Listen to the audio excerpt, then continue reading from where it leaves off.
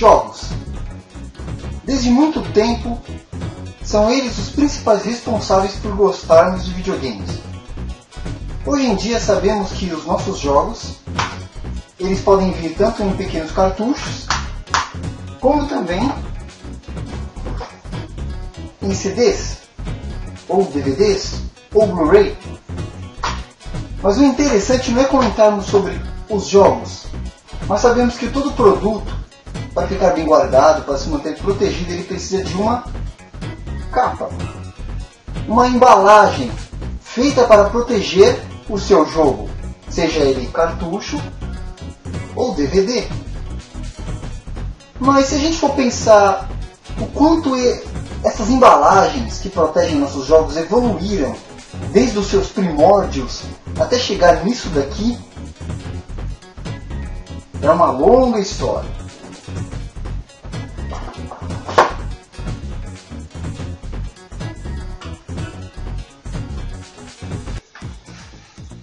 No começo da história, os primeiros jogos, os primeiros consoles, eles vinham em embalagens feitas de papel. Sim, papel. Pequenas caixas de papelão, papel grosso, papel cartolina. Independente, eram caixas de papel, assim como são as caixas dos consoles até hoje. E as caixas, no início, eram só feitas para realmente proteger o produto enquanto ele estava sendo vendido. Ninguém imaginava de que aquilo ia ser guardado por muitos anos. O começo da indústria dos videogames realmente acreditava que a maioria dos consoles eram passageiros, ou até mesmo que seus jogos não iam durar muito tempo, ou que não iam ser guardados. Então as embalagens eram feitas realmente para serem rasgadas e jogadas fora, junto com seus manuais e tudo mais. Eu não tenho nenhuma tão antiga assim, mas a nossa querida Nintendo ainda fabricou durante muito tempo as embalagens de seus jogos feitas de papel. Exatamente. Eram feitas de papel e guardavam seus manuais, e dentro das caixas tinham pequenos orifícios onde nós guardávamos o cartucho encaixado, tá vendo? E o manual. Essas caixas de papel durante muitos anos foram sendo fabricadas, inclusive pela Nintendo e outras fabricantes, para transportar e armazenar os seus jogos.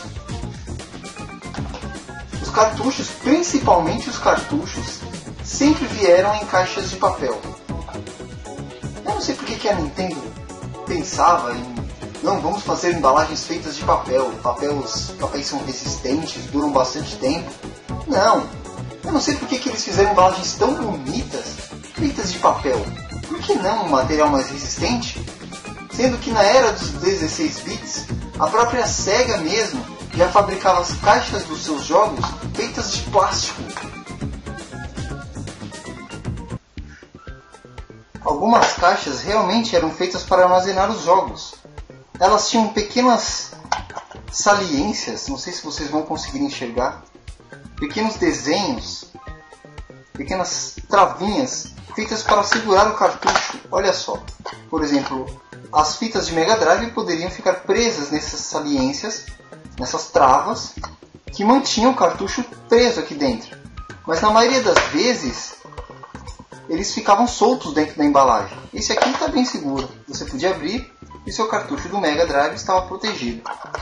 Alguns outros cartuchos também eram práticos e ficavam presos em outras direções, pois essas travas elas tinham vários suportes, como se fossem universais. A Sega realmente fabricou muitas dessas capinhas feitas de plástico para armazenar os seus jogos, e assim duravam muito mais tempo, onde a gente só praticamente trocava a label. Essa daqui, por exemplo, não sei se vocês perceberam, é uma capa de Super Nintendo do Star Fox. Só que ela era uma caixa, realmente uma caixa do Star Fox, que eu recortei as laterais e transformei numa capinha plástica. Muita gente fazia isso, inclusive as próprias locadoras faziam isso com os cartuchos. Compravam os jogos e colocavam eles em caixas plásticas para durar muito mais tempo nas prateleiras. Por exemplo, esse jogo aqui eu comprei de uma locadora. As locadoras elas eram bem espertas e muita gente mesmo fazia isso naquela época. Destruíam as caixas de papel, né, e transformavam em caixas plásticas. Mal sabiam eles que fazendo isso, a caixa original perdia o seu valor. pois hoje para um item de colecionador as caixas que ainda se mantêm feitas em papel têm ainda o seu valor inalterado. Se você recortasse e colocasse dentro de cases plásticas, elas perdiam o seu valor. Eu cheguei a fazer isso com algumas capas de Nintendo 64 minha, como por exemplo no Space Station Silicon Valley. Foi uma caixinha de 64 que eu recortei e coloquei numa case plástica. Também fiz isso com... Quer dizer, isso aqui era de uma locadora, do Aero Gauge. É um jogo lindo de 64, fantástico, muito parecido com F-Zero. Tem até etiqueta ainda da locadora aqui no canto, que foi colocado em caixa plástica. Ou então o meu Goemon japonês, né? O Mystical Ninja, também numa capinha plástica.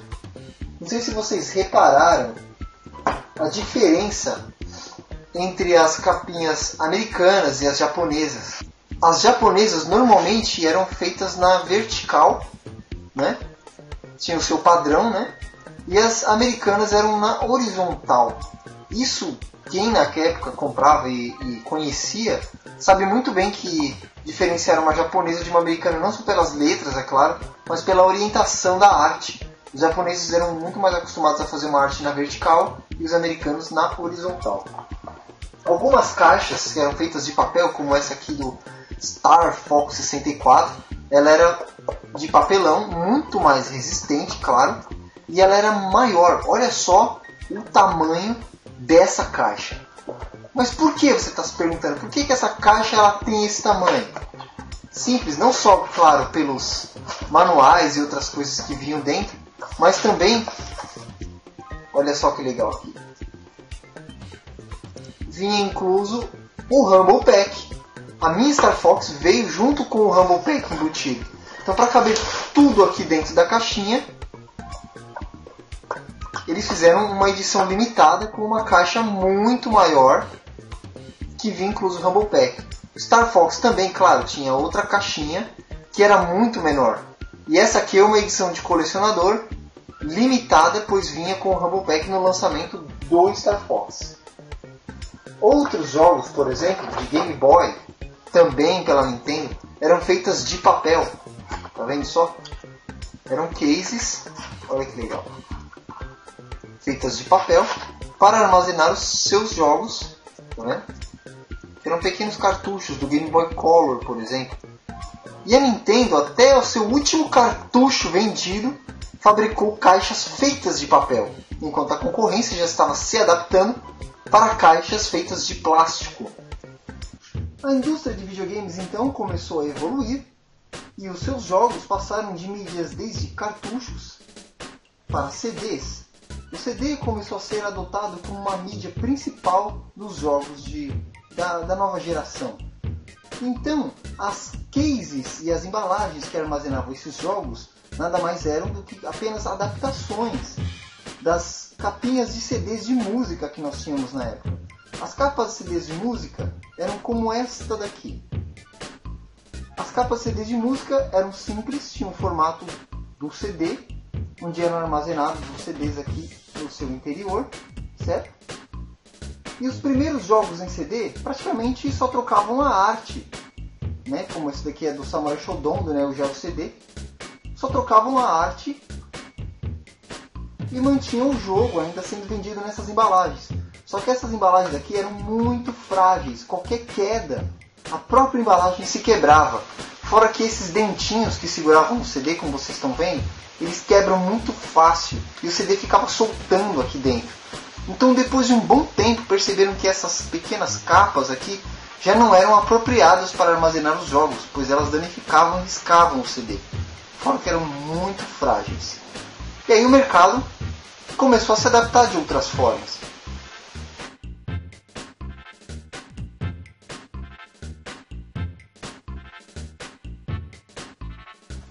Com o lançamento dos primeiros filmes em DVD, eles passaram a serem lançados em capas muito maiores, onde poderíamos armazenar o CD com mais praticidade, baseando-se naquelas primeiras capas plásticas que nós tínhamos para os jogos. Então lançaram as capas dos filmes em DVD, certo? E o que acontece com esses filmes em DVD? Isso, com o lançamento dos jogos também em DVD, eles passaram a serem feitos nessas mesmas capas de DVD, onde poderíamos armazenar os jogos, por exemplo, muito mais seguros e mais resistentes do que naquelas capinhas de CD de plásticos facilmente quebráveis. E aí surgiram as primeiras gerações de capas de DVDs que armazenavam os jogos. Mas ainda assim eram cópias dos próprios DVDs. Os jogos ainda não eram feitos em cases apropriadas para eles, como eram as capas de papel naquela época. Foi aí então que a Nintendo lançou seu primeiro console de CD. E com isso veio uma novidade. Eles passaram a fabricar suas primeiras capas plásticas para armazenar os seus jogos. E eles fizeram umas capas completamente próprias para os seus jogos, pois eles eram feitos, tá vendo, em mini DVDs. E as capas da Nintendo, olha só que legal, elas já tinham capacidade de armazenar o jogo, o memory card, também eram, tá vendo só o logo do GameCube aqui embaixo, eram praticamente, ó, próprias para os jogos. E elas tinham essas travas aqui, tá vendo aqui, ó, essas entradas, esses orifícios na parte de baixo. Isso era para que nas lojas onde eles eram vendidos, eles eram colocados em lanças que prendiam e eles ficavam presos assim. Também em locadoras que usavam muito essa entrada, colocando eles enfincados numa estaca onde eles pudessem ser movidos na prateleira. E aí a pessoa só pega e tira e vai fazer a locação do jogo. Era muito prático. Tinha também, ó, um local próprio para colocar umas travas, para colocar os manuais, etc. Então elas foram capas personalizáveis que foram feitas exatamente para os jogos. A partir daí, baseando-se na Nintendo, outras produtoras começaram a fazer capas próprias para seus jogos. E aí veio a geração dos Blu-rays, do PlayStation 3, PlayStation 4 e por aí por diante. Já tem capas personalizadas exatamente para os seus jogos, não adaptações de capas de DVD ou de CD ou de sei lá o que para os seus jogos. Eles já tinham capas personalizadas, como por exemplo a capa do Nintendo DS, tá vendo? Já era uma coisa mais personalizada também. Ela armazenava não só o jogo, como também tinha um espaço para se colocar um jogo de Game Boy Advance. Como por exemplo, se eu pegar um jogo aqui de Game Boy Advance, eu posso, olha só que legal, colocar ele preso na capinha também. Eu podia armazenar um jogo de DS e de Game Boy Advance, se caso eu quisesse transportar um jogo a mais para eu jogar no meu passatempo, na minha viagem, onde quer que seja. E aí por diante as capinhas foram evoluindo. Por exemplo, as dos jogos do 3DS também seguem o mesmo padrão do Nintendo DS, só que eles armazenam apenas o cartão mesmo do jogo, tá vendo? E é claro, né, sem contar com os manuais. Os manuais são outra coisa que veio diminuindo com o tempo, porque antigamente nós tínhamos manuais muito mais gordinhos, né, vamos supor, olha só que legal. Um manual bem recheado, tá vendo? Com bastante ilustrações, dicas, todo colorido. Isso aqui é legal pra caramba. Mas com o passar do tempo eu percebi que eles andaram não fazendo mais manuais. No máximo as capinhas começaram a vir com folhetos de propaganda de alguma coisa. E aí foi se perdendo a graça, principalmente com os manuais. As capas hoje são muito resistentes, protegem muito os nossos aparelhos, nossos consoles, nossos cartuchos, nossos DVDs, como também são a propaganda, né? Afinal, a arte do jogo está toda na capa e também as cenas, mas a arte fica para um outro vídeo. Agora vamos entrar no assunto desse vídeo. Eu expliquei um pouco sobre a evolução da história das capas. Eu pulei muita coisa, pois eu não tenho material aqui para mostrar para vocês. Mas o objetivo desse vídeo foi a 11ª doação feita para o canal. Hoje em dia, todo colecionador de videogames sabe a importância de um item de coleção de uma edição limitada. As edições limitadas, desde os primórdios dos cartuchos e as suas capas, elas são lançadas frequentemente, geralmente na época da estreia do lançamento ou geralmente para vender junto com algum acessório. As edições limitadas, elas são muito mais caras e mais raras de se encontrar do que as edições normais dos jogos e as suas capas. Em um vídeo passado, que eu vou mostrar aqui para vocês, sobre o caso do Donkey Kong 64, eu contei que a minha esposa, que é protetora de animais, trouxe para aqui, para nossa casa, inclusive aqui para o meu quarto de jogos, um cachorrinho filhote para oferecer um lar temporário até ele ser adotado. Nesse meio tempo, eu havia gravado um episódio de participação especial para um canal de um amigo e eu utilizei o meu cartucho do Donkey Kong 64, edição limitada, em cor amarela, para falar sobre o jogo do Donkey Kong. Ao término da gravação, eu acabei deixando as coisas em cima da estante, o jogo e a capa. E deu que a cachorrinha roeu e destruiu a minha capa do Donkey Kong 64. Ela comeu todas as beiradas, tá vendo? E infelizmente destruiu uma edição limitada de colecionador que eu tinha, que vinha junto com o Expansion Pack, aquele acessório do 64 que aumentava a memória dele. E essa capinha aqui é muito rara, muito difícil de se encontrar, inclusive uma original. Deu que quando eu lancei o vídeo contando sobre isso, um inscrito se comoveu com a história e resolveu me fazer uma doação muito especial, que eu gostei pra caramba. A doação que eu recebi foi do Alexandre Viana. Viana? Caramba, mesmo sobrenome que eu. Que ele comprou, lá da Praia Grande, ele comprou do Thiago da Silva, que fabrica capas, réplicas de capas de cartuchos, principalmente essas feitas de papel, para quem gostaria de adquirir uma capa idêntica à original, para armazenar o seu jogo e etc. Então ele me fez essa doação. Ele comprou uma réplica da minha capinha que foi destruída e me doou para o canal. E aqui vamos abrir. Isso. Aham. Temos plástico bolha, papel amassado para proteger. Vamos lá. Aham. E está aqui uma réplica novinha em folha do cartucho do Donkey Kong 64. Olha que bacana. Ela também é feita em papel cartão, idêntico ao original. E olha só, ele ainda tem espaço para você armazenar não só o cartucho, como também o Expansion Pack, que vem incluso junto com o cartucho. Que bacana, hein? Então eu posso armazenar o meu cartucho do Donkey Kong, olha só que legal, exatamente nesse espaço, e é claro o Expansion Pack também, e guardar na capinha. Fácil, não? É muito bacana. Só lembrando que ela é uma réplica, mas a gente consegue perceber muitas diferenças da original para a réplica, somente na qualidade da impressão, que é um pouco diferente. É claro que no vídeo não vai dar para vocês notarem a diferença, mas ela é um pouco mais escura e menos viva a impressão. E a caixinha, diferente da original, eu vou tentar manter a original no formato que ela tinha. Ela é maior do que a original, tá vendo? Ela é bem mais larga e mais alta do que a original era.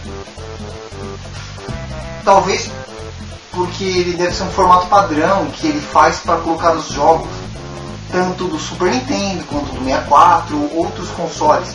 Ele deve fazer um formato padrão e só mudar a arte, claro, para armazenar os jogos. E eu agradeço ao meu xará pela doação feita para o canal. Não é não, Alexandre? Muito obrigado pela doação. E inclusive ele queria até fazer um teste, ele comprou essa daqui, me fez a doação e falou para eu avaliar a caixinha, que ele também queria comprar algumas para os jogos dele. A caixa para armazenar os seus jogos é ótima. Ela é resistente, é feita de papel, claro, mas é muito resistente, nova. Tem todo um case para você colocar o cartucho certinho, ele não fica solto dentro da caixinha. E é bem fiel ao original, tanto na arte, as escritas e tudo que tinha na caixa original da Nintendo. Então realmente eu recomendo sim, se você quiser comprar essas caixinhas, que são as réplicas das originais, fica muito bacana assim para quem ainda não tem, quem comprou o cartucho sem a capinha, é uma boa pedida. E eu tenho agora de volta a minha caixinha do Nintendo 64, do Donkey Kong, para eu colocar meu jogo, edição de colecionador. E eu fico por aqui com mais esse Um Game Um Conto. A história do Donkey Kong 64 se termina aqui. É claro que eu guardei os pedaços da capa antiga, original, e vou um dia tentar reconstruir a caixinha. Eu agradeço ao Alexandre Viana pela doação, pela 11ª doação feita para o canal. Desculpa pela demora para lançar o vídeo, mas eu tive alguns probleminhas aí depois dos últimos eventos que teve. Mas estou de volta ativa, novos vídeos e surpresas virão para esse final de ano. Valeu pessoal e até a próxima.